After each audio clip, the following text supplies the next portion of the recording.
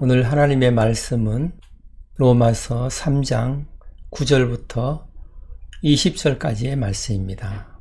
로마서 3장 9절부터 살펴보도록 하겠습니다. 그러면 어떠하냐? 우리는 나으냐? 결코 아니라. 유대인이나 헬라인이나 다 죄 아래에 있다고 우리가 이미 선언하였느니라. 그러면 어떠하냐? 우리는 나으냐? 여기서 우리는 하면은 사도 바울을 포함한 유대인들을 말씀합니다. 그러면 우리 유대인들은 이방인보다 나으냐 하는 말씀입니다. 결코 아니라. 유대인들이라고 해서 이방인들보다 나은 것이 없다는 것입니다. 범사에 여러 가지 유익이 있지만 죄에 대해서는, 심판에 대해서는 유익한 것이 없다는 것입니다. 유대인이나 이방인이나 다 죄 아래에 있다는 것입니다. 사도 바울은 1장 18절부터 3장 8절까지 이방인의 죄에 대해서 또한 유대인의 죄에 대해서 말씀을 했습니다. 오늘 본문 말씀은 이방인이나 유대인이나 모든 사람들이 하나님 앞에서 죄인이라는 것을 말씀하는 것입니다. 하나님 앞에서는 그 어느 누구도 예외 없이 다 죄인인 것입니다. 유대인이 하나님을 알고 율법을 받고 할례를 했다고 해서 죄에서 자유로울 수가 없다는 것입니다. 모든 사람들은 다 하나님 앞에서 죄인이라고 선포하는 것입니다. 사도 바울은 구약 성경의 많은 구절을 인용을 하면서 모든 사람들은 다 타락했다고 지적을 합니다. 인간은 모두 다 본성적으로 타락한 존재라고 설명을 하는 것입니다. 사도 바울 자신의 이야기가 아니고 하나님께서 미리 구약 성경에 말씀하신 대로 모든 인간은 타락한 존재다라는 것입니다. 아담 이래로 아담 후손들은 모든 사람들이 다 타락한 상태로 태어난다는 것입니다. 따라서 이방인이든 율법을 가지고 있는 유대인이든 모든 사람들이 다 하나님 앞에서 죄인이라는 것입니다. 유대인들이라 하더라도 율법을 제대로 지키지 못하기 때문에 죄인이라는 것입니다. 그 다음 절을 보십니다. 기록된 바 의인은 없나니 하나도 없으며.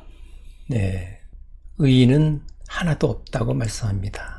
성경에 의인은 없다고 기록이 되어 있다는 것입니다. 시편 14편 1절부터 3절까지를 인용한 것인데 오늘 본문의 10절부터 12절까지의 내용입니다.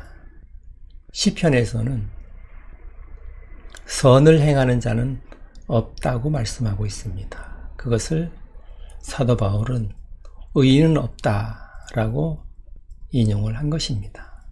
의인은 없다는 것입니다. 로마서 2장 13절에는 하나님 앞에서는 율법을 듣는 자가 의인이 아니요 율법을 행하는 자라야 의롭다 하심을 얻으리라 하는 말씀이 있습니다. 율법을 듣는 자가 의인이 아니고 율법을 행하는 자라야 의인이라는 말씀이 있는 것입니다. 율법을 모든 것을 다 행하면은 의인인 것입니다. 의롭다함을 얻는 것입니다. 그러나 타락한 인간은 하나님께서 주신 거룩하고 의로운 율법을 온전히 지킬 수가 없기 때문에 의인은 없다는 것입니다. 의로운 자는 없다는 것입니다.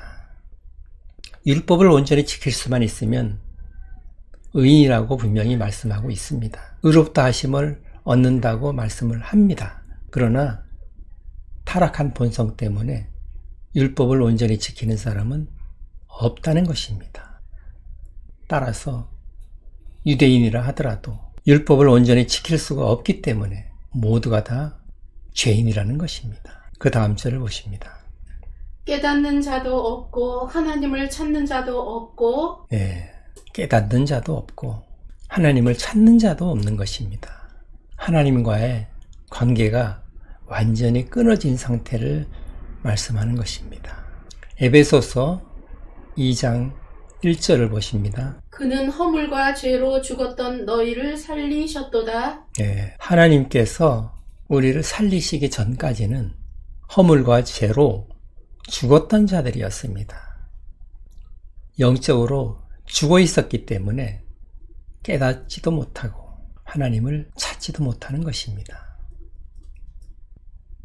그 다음 절을 보십니다.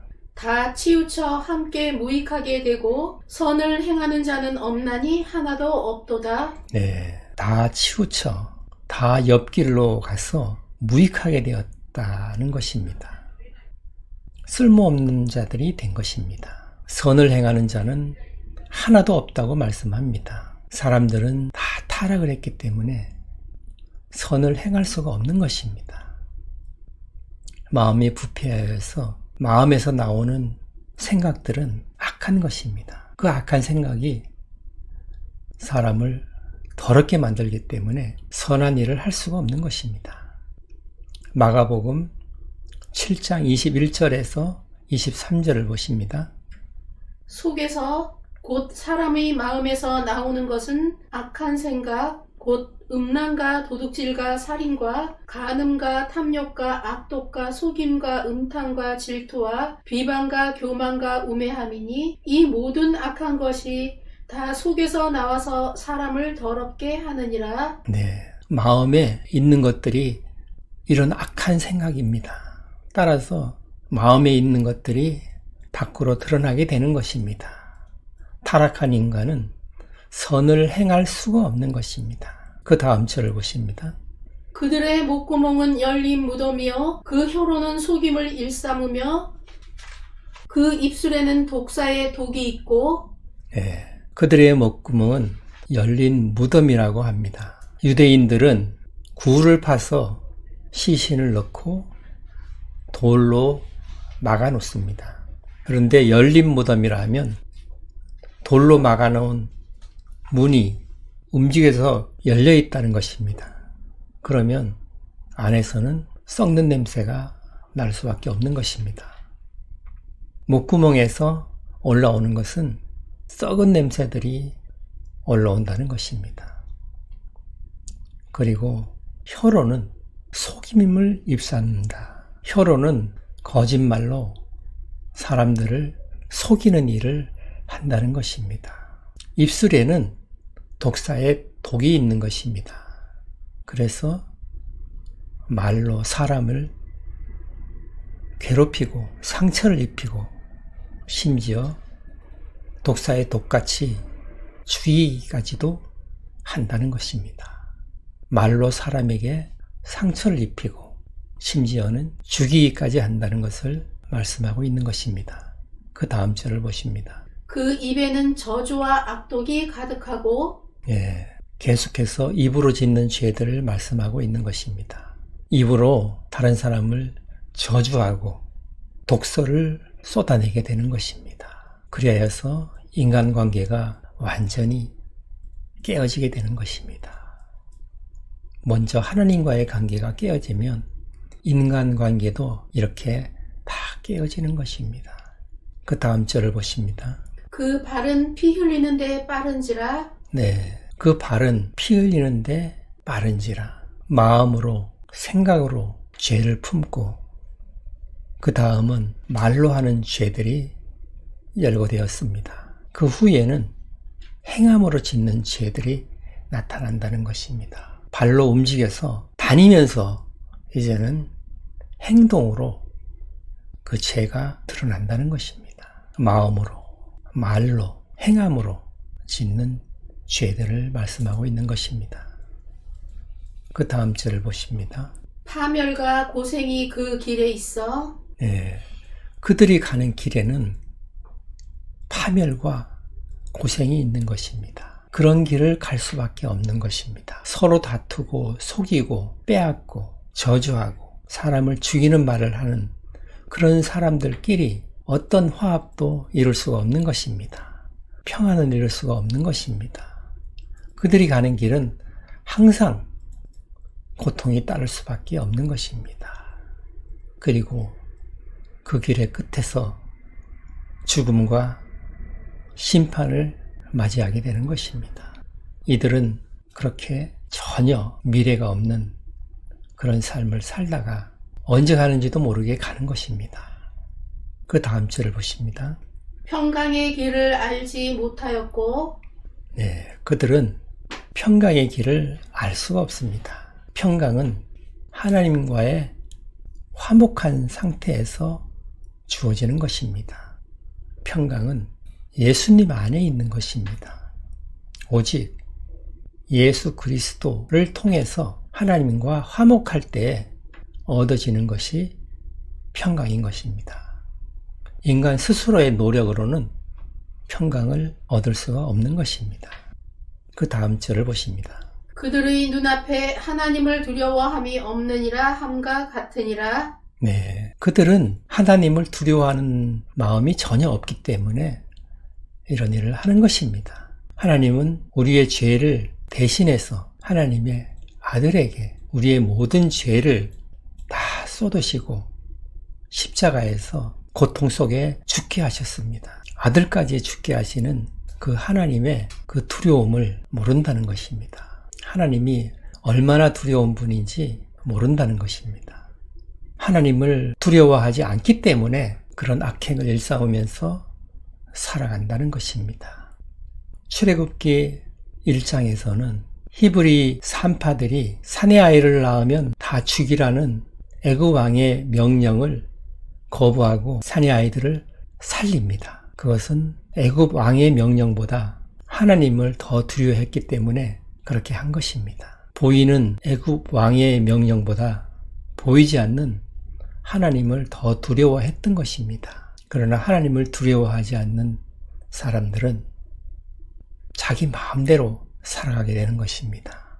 이 땅에서 자신의 능력으로 이 땅에 태어난 것처럼, 그리고 얼마나 살지도 모르면서 영원히 사는 것처럼 생각하면서 자기 마음대로 즐기면서 살아가게 되는 것입니다. 그렇게 즐기면서 살다 보면 눈 깜빡할 사이에 황혼길에 접어들고 순간적으로 죽음의 문턱을 넘어가게 되는 것입니다. 그리고 심판대 앞에서 하나님을 만나게 되는 것입니다. 그때 너는 세상에서 무엇을 하다 왔냐고 물어보실 때 답변을 해야만 하는 것입니다. 그 다음 절을 보십니다. 우리가 알거니와 무릇 율법이 말하는 바는 율법 아래에 있는 자들에게 말하는 것이니 이는 모든 입을 막고 온 세상으로 하나님의 심판 아래에 있게 하려 함이라. 모든 율법이 말하는 것은 율법 아래 사는 사람들에게 말하는 것이다 하는 것을 우리가 알고 있다는 것입니다. 율법 아래에 살고 있는 사람들은 율법을 지켜야 한다는 것입니다. 그러나 율법은 지키면 지킬수록 점점 더 자기의 죄가 드러나게 되고 온전히 지키지 못함으로 인해서 죄를 감당할 수가 없게 되는 것입니다. 따라서 율법을 온전히 지키지 못함으로 해서 심판을 받을 수밖에 없다는 것을 알게 되는 것입니다. 그래서 하나님의 심판에 대해서 변명할 여지가 없게 되는 것입니다.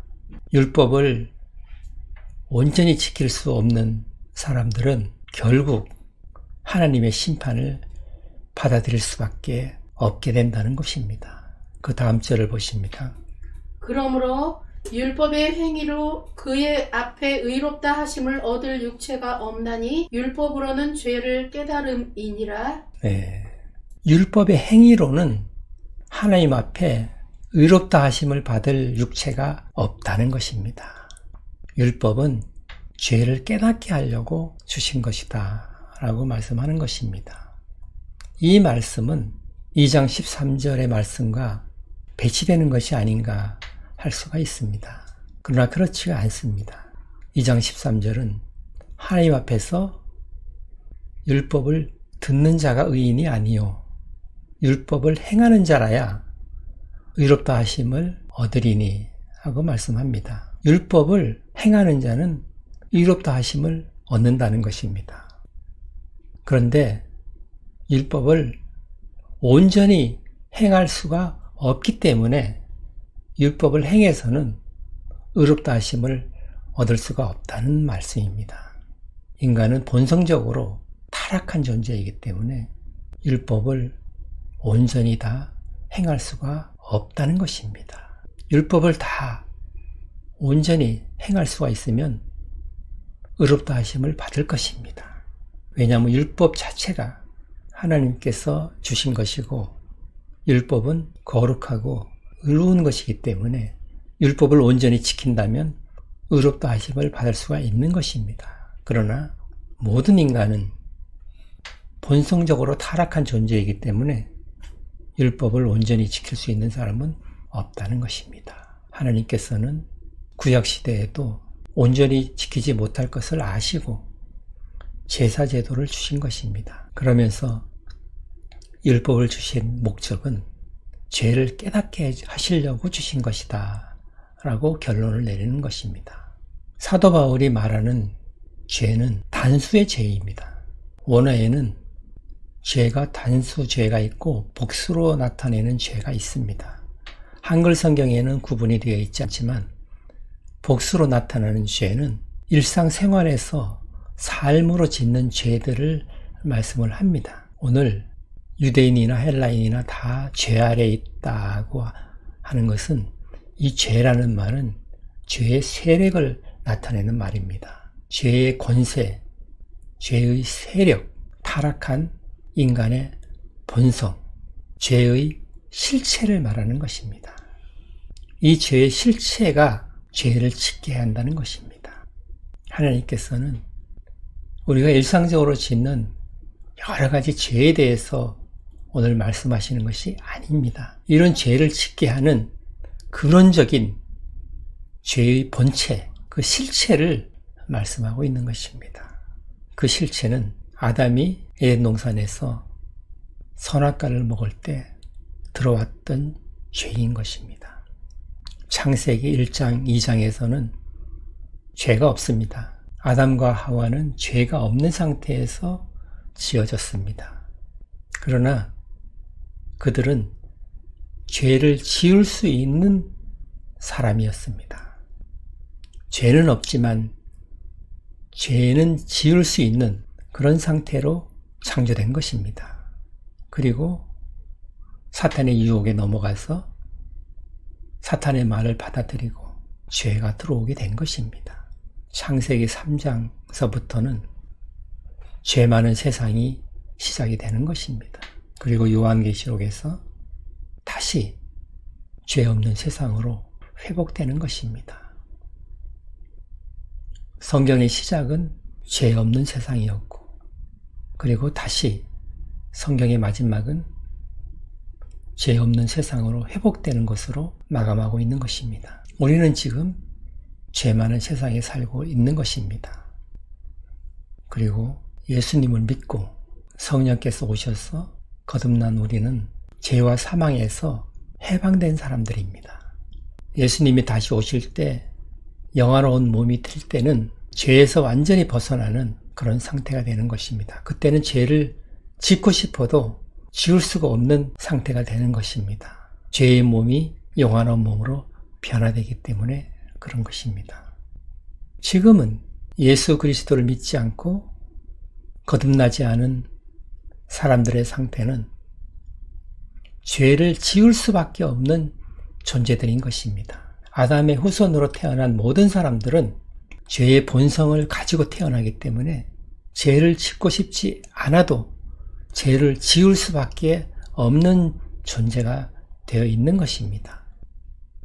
타락한 인간의 본성 때문에 죄를 짓게 되는 것입니다. 안 지을 수가 없는 상태인 것입니다. 그러나 예수님을 믿고 거듭나게 되면 죄를 안 지을 수 있는 상태가 되는 것입니다. 죄를 전혀 짓지 않는다는 말이 아닙니다. 죄를 안 지을 수도 있다는 것입니다. 성령님의 도우심으로 죄를 멀리할 수가 있는 것이죠. 회개하면서 성화되어 가는 것입니다.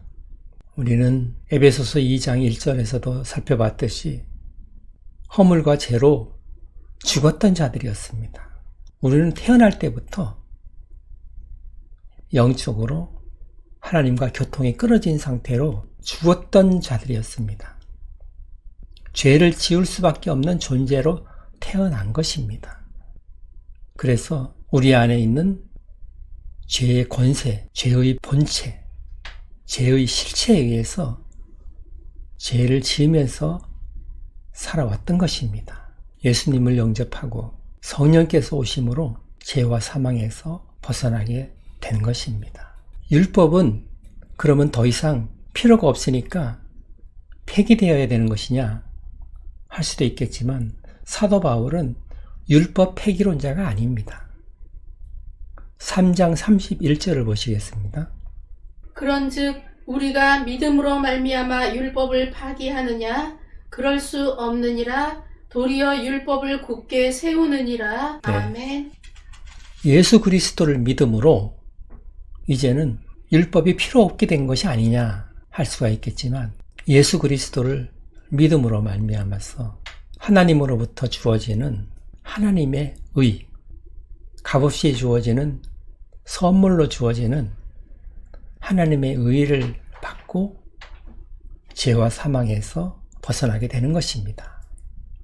그러면 이제는 율법 아래에 있는 자들이 아니고 은혜 안에 사는 사람들이 되는 것입니다. 율법 아래에서 율법의 적용을 받는 사람들이 아니고 이제는 예수님 안에서 사는 사람들이 되는 것입니다. 하나님의 은혜로 사는 사람들이 된 후에는 율법이 필요 없지 않느냐라고 할 수가 있겠지만 그렇지 않다는 것입니다. 오히려 율법을 굳게 세운다고 말씀합니다. 율법 자체가 문제가 있는 것이 아닙니다. 율법은 하나님께서 주신 것이고 우리는 율법을 통해서 죄가 무엇인지를 계속 깨달아 알 수가 있고 이전에는 율법을 지키지 못해서 죄와 사망에 붙들려 있었지만 이제는 율법을 못 지킨다 하더라도 죄와 사망에서는 벗어났기 때문에 회개하면서 하나님께로 더 가까이 나아가는 수단으로 필요한 것입니다.